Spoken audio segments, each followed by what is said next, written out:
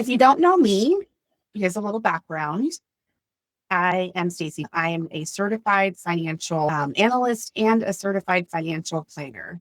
And that means that I've worked hard to pass these exams that give me additional qualifications in both investments and financial planning for individuals. I launched my own firm 2 years ago, and it's been a great ride so far.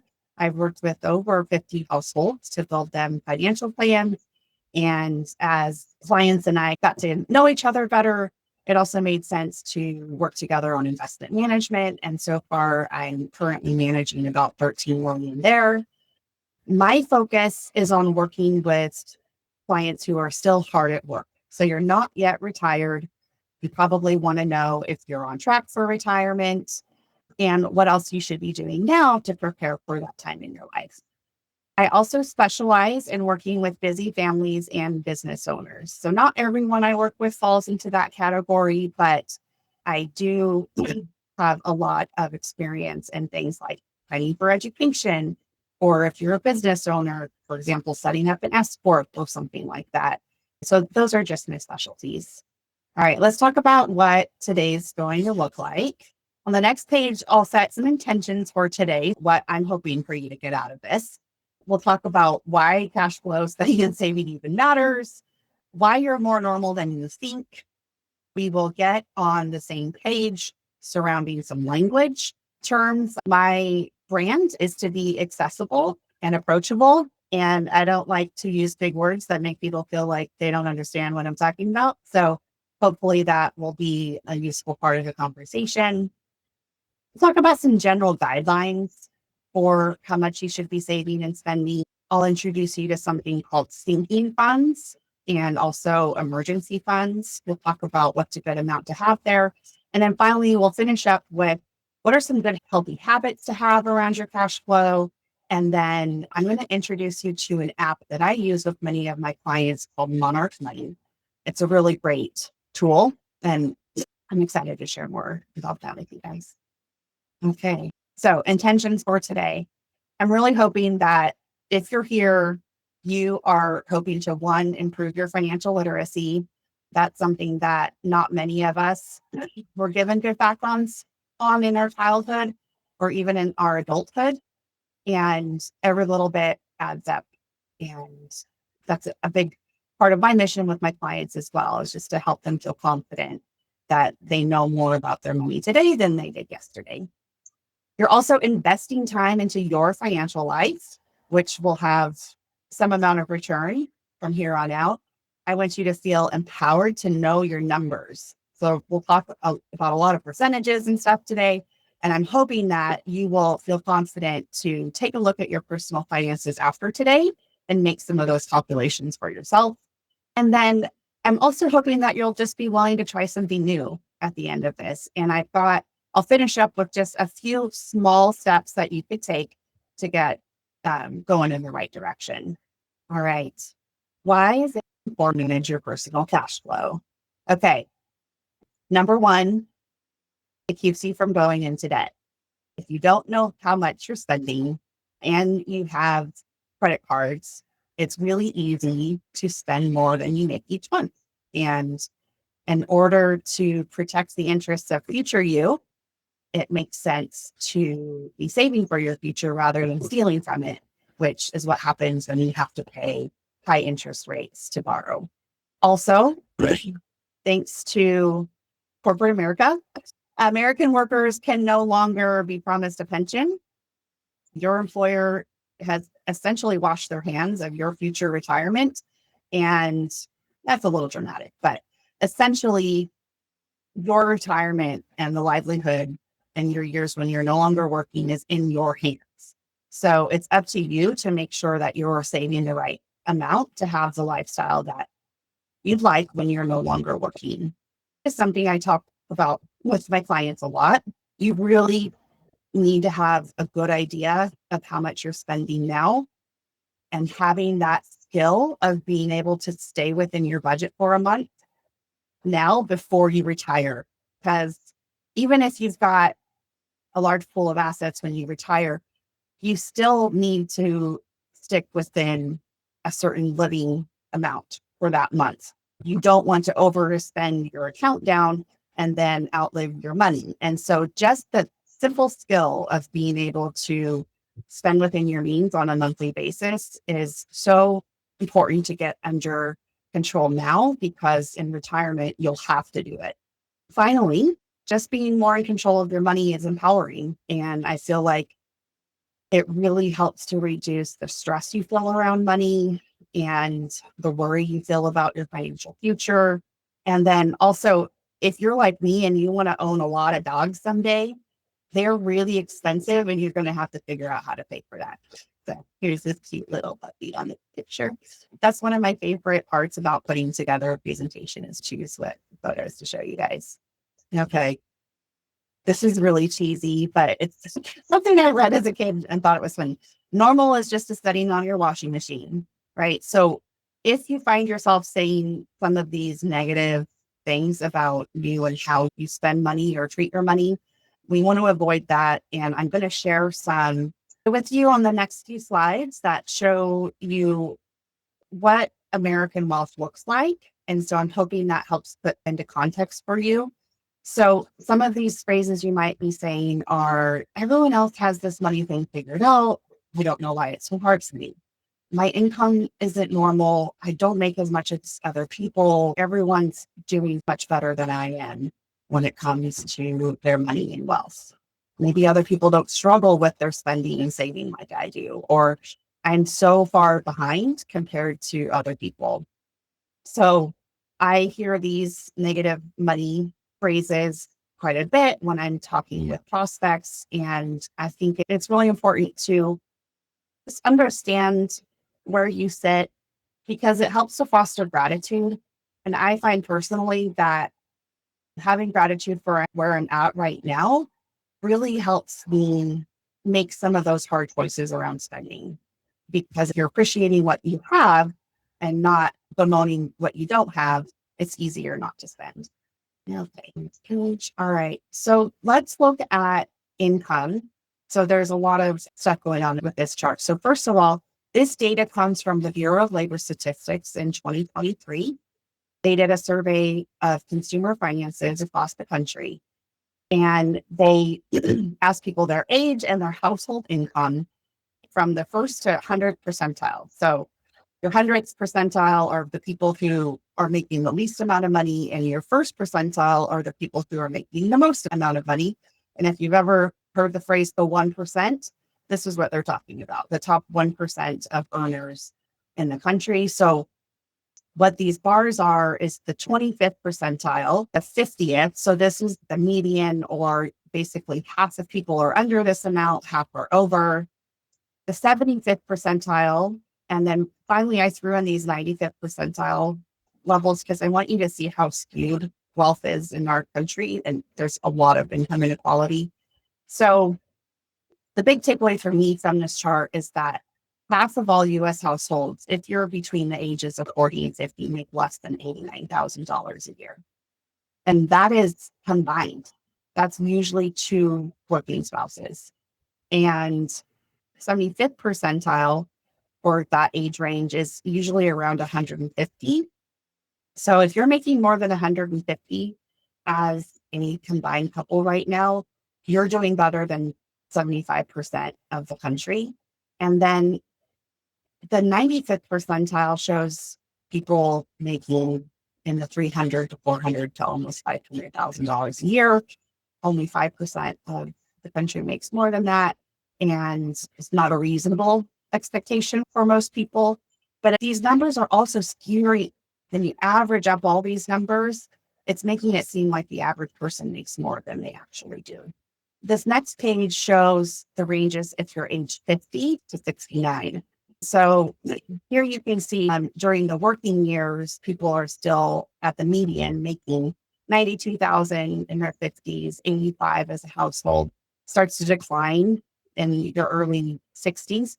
Something that I feel like a lot of people my age don't know is that the average retirement age that actually happens is about 3 or 4 years earlier than when you think you want to retire, because of ageism.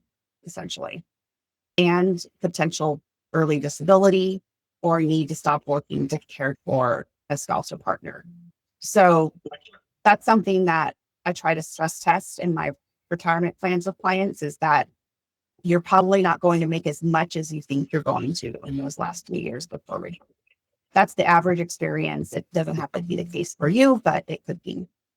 And then in retirement, most people age 65 to 69 are in retirement. 50% of people live on $60,000 or less as a household. 75th percentile is over 100,000. So just giving you guys some context there. All right. And then now we'll look at net worth. So here we're looking at the 30 to 34 range, all the way up to people in retirement. The median amount that people retire with is 394,000 of net worth. And this could include the amount in your home. The percentile is $1 million. So that's the nest egg amount that a lot of financial experts reference is you need at least $1 million to retire. If you were there, you'd be doing better than 75% of the people.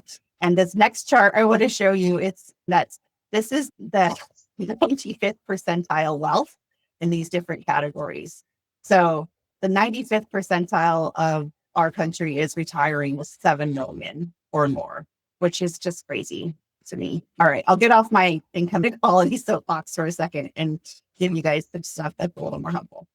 All right, let's speak the same language and define some of these terms that I'll talk about today. All right, so the income window. There's 4 different kinds of gross income. It's the amount that you make before everything. It's the highest amount possible. It's what you're making before taxes, before payroll deductions, or anything that you spend. Then you have your pre-tax income. This is the amount of income that's actually subject to taxation, because on the next page, I'll show you, you're allowed to save into tax deferred accounts and not pay income tax on that right now, but you will later. And that pre-tax income is the amount that you actually pay your tax rate on.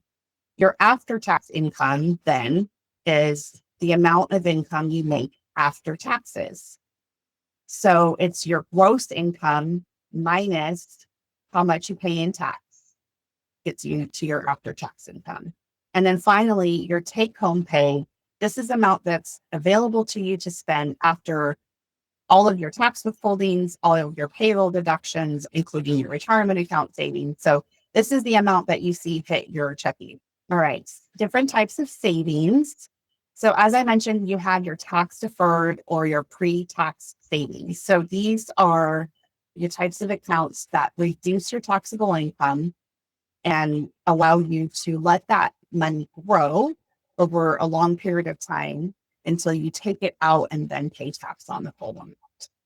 So examples of these kinds of accounts are your retirement plans, like your 401ks, your 403bs, or your traditional IRA. You don't know what IRA stands for. It stands for Individual Retirement Account. Because of the way our healthcare insurance system is breaking out right now, there's also a lot of health savings accounts. The HSA is something you can contribute to on a pre-tax basis and then later use that money for medical expenses. There's also FSA, your flexible savings accounts. I see these a lot with my clients as well. These are for putting aside money that you'll spend on medical expenses later. You put in less there than you would into an HSA. After-tax savings is savings that you save after you've already paid taxes on it. Any money that comes from your paycheck that then goes into your bank account, that's an after-tax savings. Anything that goes into your brokerage account, you typically already paid tax on. And then there are certain retirement accounts that let you save with after-tax dollars, like something called the Roth IRA. This is a wonderful kind of account because you get to put after-tax dollars today, and then all of the future earnings on that money grows tax-free. You take it out in retirement and don't have to claim it as income. and it can be a really helpful tool to manage your income in retirement. So putting money into Roth IRAs is something that I work with many of my clients on because I call it the MVP of retirement accounts. All right, let's talk about Melissa Monet. She is my example person today, and she is a single lady. She has a salary of $85,000. She's currently putting 5% into her 401k. Her effective tax rate is for everything, federal taxes, state taxes, and FICA is about 25% of her taxable earnings. And then she also has an additional payroll deduction. She pays for some additional life insurance in the amount of about $500 a year. So if we were to do these calculations, her gross income is 85. That's her salary. That's the highest amount. The amount of her pre-tax savings is her 5% contribution on her. So she's putting $4,250 into her 401k. Then she's got her pre-tax income of 85,000 minus her savings gets you down to 80. Here's where you calculate the taxes.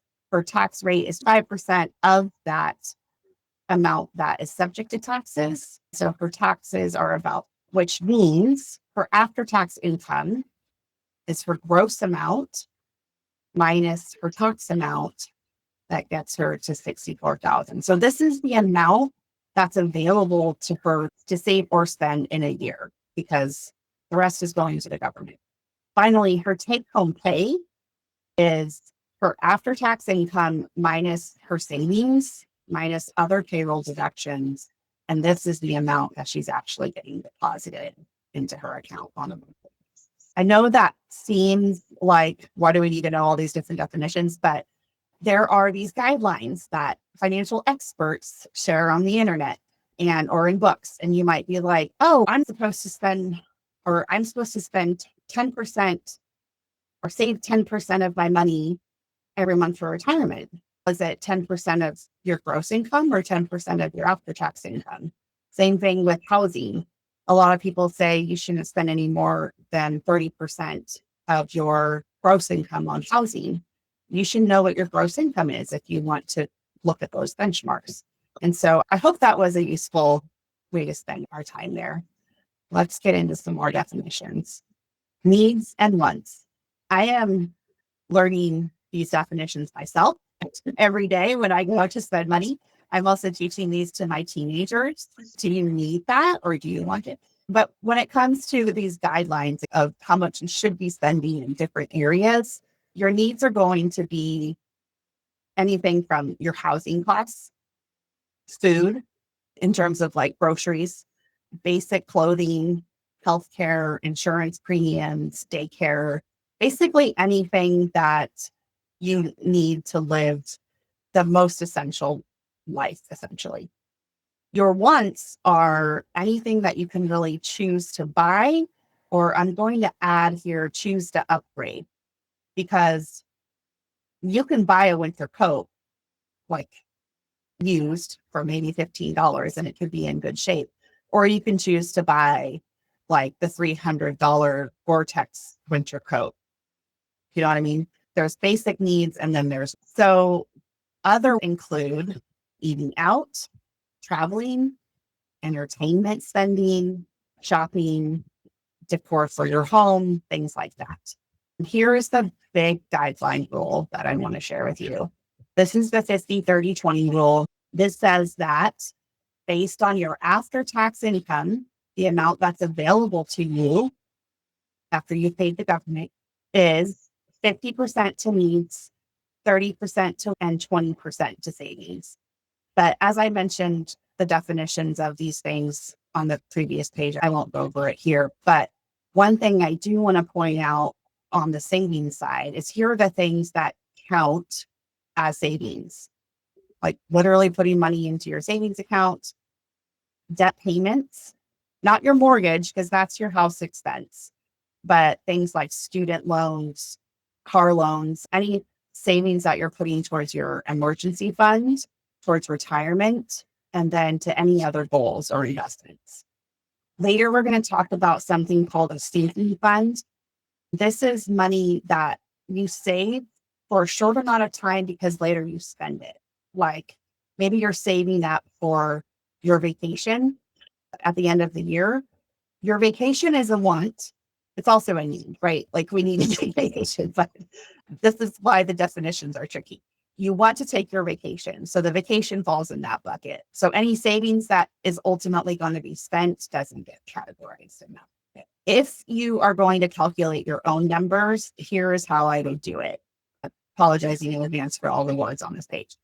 This is, I think, a very basic way to do it without having to look at every single number in your household, which is what I would do inside of a deep dive comprehensive financial plan. But think about what are your earnings, your salary, if you're self-employed, your net earnings, and then take 28% away if you live in Oregon. That's the average amount that people spend for their federal, state, and FICA taxes in Oregon. So 72% of your salary is your after-tax income. Then you can calculate your 20% savings target, put that to the side. Then I want you to spend some time calculating how much you actually spend on your needs, your mortgage, your utilities, all of those things.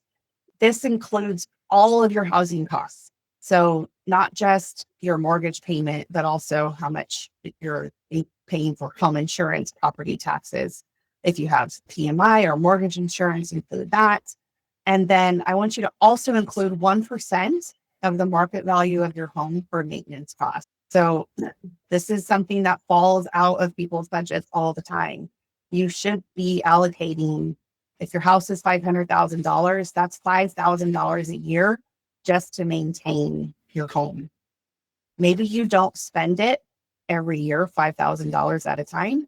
Maybe it's 4 years from now, you have to put on a $20,000 roof, or probably more like a $30,000 roof or something. Like home repairs are so expensive. So that should be included in there. Take that amount, divide it by your after-tax income, and that's how much of your available spending that is going to your needs. Ideally, this would be 50% or lower. I'll show you on the next example that our friend Melissa needs are actually 55% because she lives in a high cost of living state where housing is expensive. That might sound familiar to you. So then after we calculate her need percent, then you've got the amount available per week. So save first, then spend. Cover your needs first, and then what's left over is your. So in this example that we had with Melissa, say she's actually 55% of the needs. And so instead of 30%, she only has 25% available for one. She's also under saving by only putting 5% into her retirement accounts. She should be putting more money into things like the emergency fund or paying down debt. The type of savings that I try to cover with all my clients are one, retirement, again, planning for that time when you're no longer working. Emergency fund, this is money that's going to be your safety net if there is interruption to your incomes that could come from a job loss or maybe a short-term disability that perhaps you don't have insurance for, or it could be maybe you have to stop working to caregive for someone else. I see this a lot with my clients because we're in something called the sandwich generation, where we're caring for our parents and also our children at the same time. And then you could also just face a major expense. Maybe you're not saving for home repairs on the side, and you do have to put on a $30,000 raise. Hopefully your emergency fund can cover that. And then finally, the sinking funds. So this is, again, money that you can, it's pre-saved to be spent. So some examples of sinking funds are things like veterinary care, home maintenance, vacations, and holiday spending. For Melissa, right now, she is putting 5% in her 401k, but her employer is also contributing. So she's close to her 10% of income savings rate towards retirement. Many experts say 10 to 15% of your pre-tax income is a good amount there. Your emergency fund should be about 3 to 6 months of what I'm going to call your base level of living expenses. So this should include all of your needs and some of your wants, because when there is an interruption to income like that, it's hard enough just to cut back. In a lot of places, you can't cut all your wants out. So I like to include some buffer there. There are things like on subscription. In my house, if I cut Netflix, oh man, there'd be an uprising, right? No more K-pop demon hunters. Like, ugh. So for Melissa's example here, she has 55% of her available spending on her needs, and her wants are 25%. That's a total of 80. Let's just say she needs 70% of her after-tax spending per month. So that would mean she needs $37.80 a month to cover her basic level of living expenses. She's single, so there isn't that stability of having a partner who's bringing in income as well.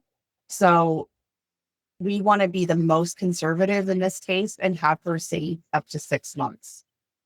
This dialing in of how many months of savings you need for your emergency fund is something that I help a lot of clients with, because it's dependent on a lot of things. Like the person who works for a biotech company probably needs to save more than a person who is in a more stable industry, like being a doctor. There's lots of demand for doctors, perhaps not as much demand for biotech researchers when VC funding is going up and down.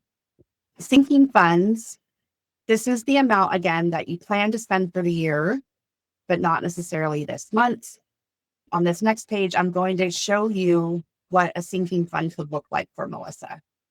So let's say that she's going to need $4,000 a year between these home maintenance needs, care for her car, and then care for her pets. She did a good job identifying all these potential expenses at the beginning of the year and said, you know what, I'm just going to put $333 for the 4,000 divided by 12. I'm going to put that monthly into another account. Perhaps it's a savings account to earn some interest until it gets spent. But I'm just going to keep track of it in this separate account. So January, she put in $333, but had no expenses. Her balance is $333. February, she put in another $333. Now she's up to $666.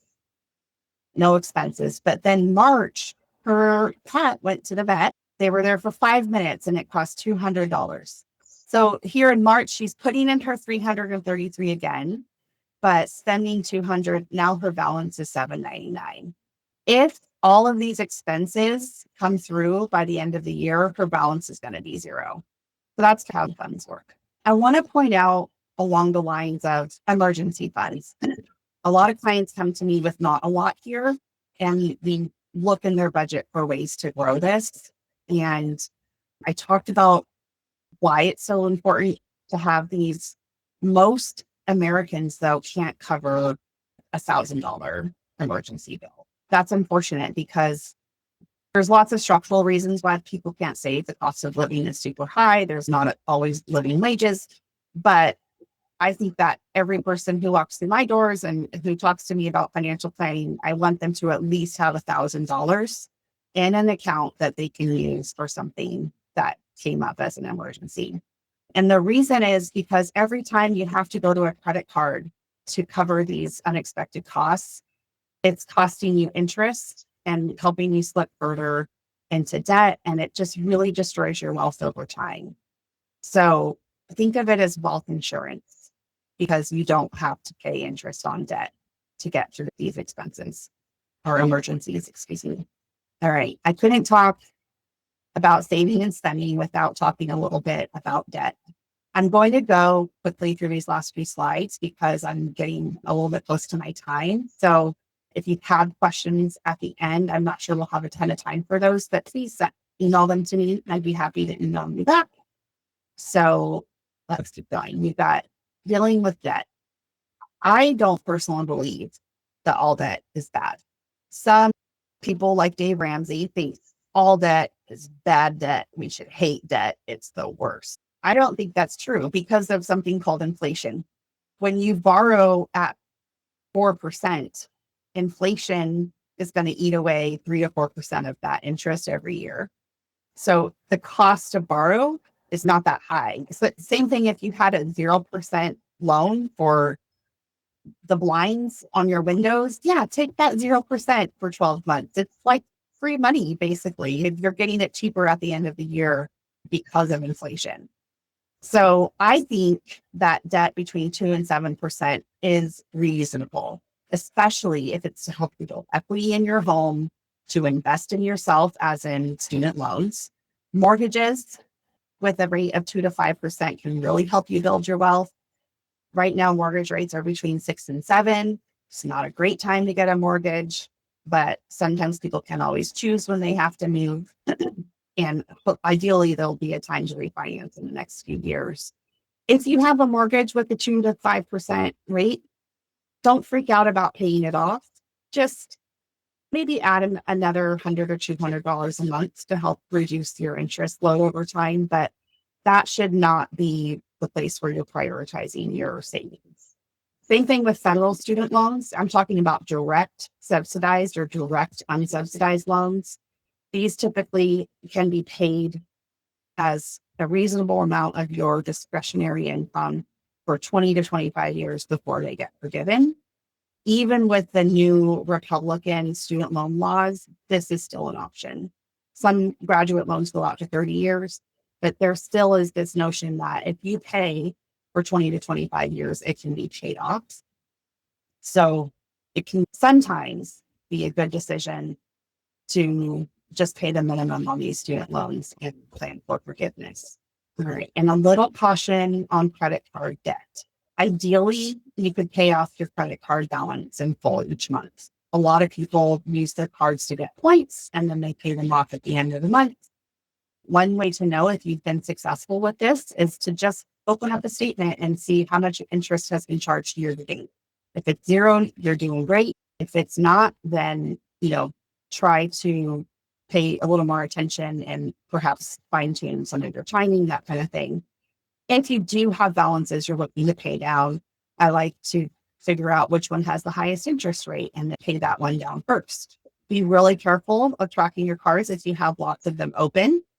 If sometimes they'll charge you an annual fee, you won't get the electronic notification, and then you've got 5 months of a late balance and a hit on your credit for something silly.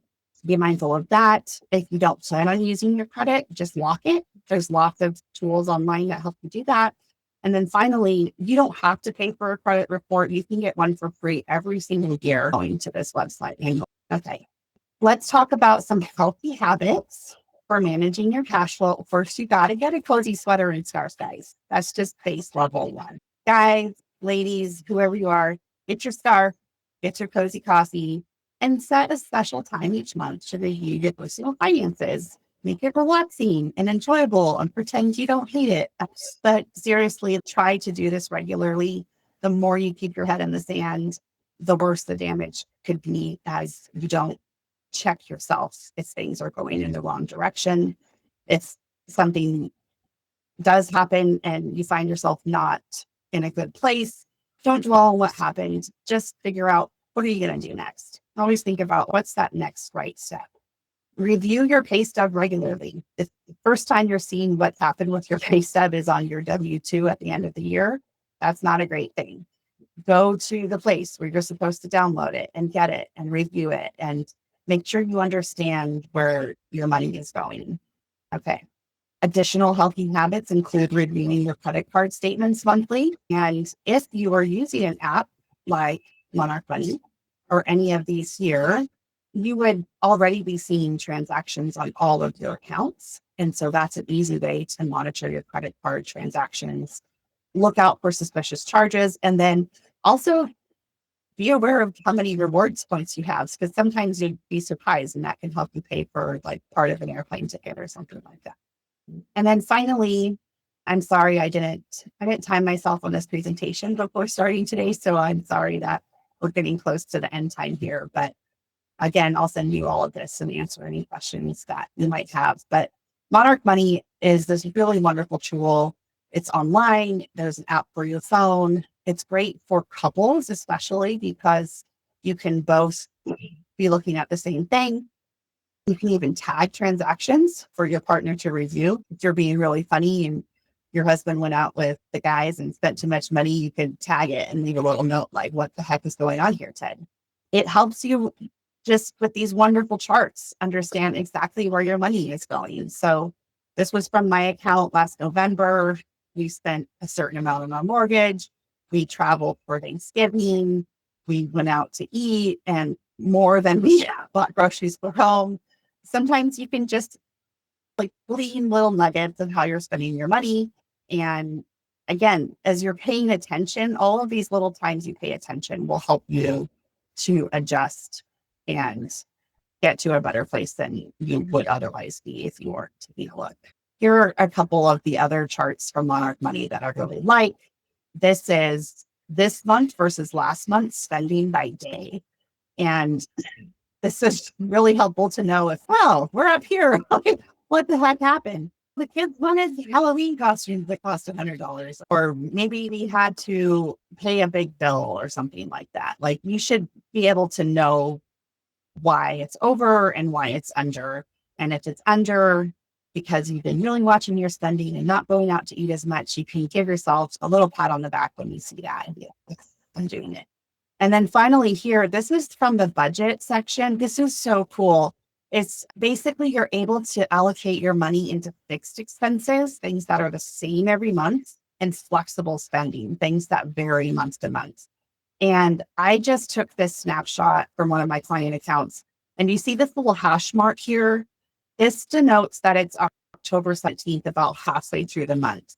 They're doing a great job of staying below where they thought they would be for their flexible spending. If they had been up here, would really spent a lot more than thought we're going to in certain areas this month, maybe really cut back before the end of the month and help this. It helps you make a mid-month adjustment. And ideally, you can be looking at this every week. Okay. Next steps after today. This is my last slide. If you have to go, feel free to take off. But if you're willing to stay, I'll share these small steps that you can take from today's webinar.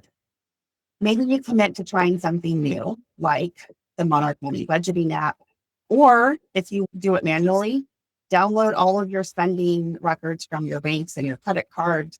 It's pretty easy to find that little button to download your transactions, and we can look through those. Perhaps you just commit to taking a closer look. If you don't already have an emergency fund, start with $1,000. Maybe you put $100 aside each month for 10 months and get there, but really commit to not touching it if you can. Maybe you want to commit to paying off your credit card balances each month. If this is too hard, something that I sometimes do with clients, which is not condescending in any way, we have a credit card timeout. And we just say, time out on your credit cards. We need to go back to just spending what's available in your checking account. And think about spending in your checking account. It's going down to zero. There's a floor there. It hits zero and you can't spend anymore. If you spend up on your credit card, there's no limit to how much you can spend. Maybe you want to dedicate more money to saving. Just increase your retirement allocation by 1%. And then if all of this feels really overwhelming and you're looking for someone to really help you put this together and have a little bit more accountability, consider booking some time with me. Working on flow is something that I do with all of my financial planning clients. And boom, thank you. That's it. I made it. Thank you. Oh, thanks for the hands, guys. I appreciate it. I am going to send you these slides, send you the blog post on Monarch Money, send you a checklist on how to review your pay stub and some other goodies in the new this replay. So keep an eye out for that email. And 3 weeks from today, because this webinar was supposed to go on a week, I'm going to do an Investing 101 webinar. And this will be November 7th, same time, 12 to 1. And if you don't know anything about investing, this is a great call for you. I'm literally going to start with what the heck is a stock or a bond, and we'll go from there. So it's a great beginner course. That's why I'm calling it 101. And I really hope you can join. Tell your friends. These webinars are free, and I'm hoping will help a lot of people. So thanks so much for coming. Hope you have a great Friday, a great weekend, and hope to see you in a few weeks. Bye, everyone.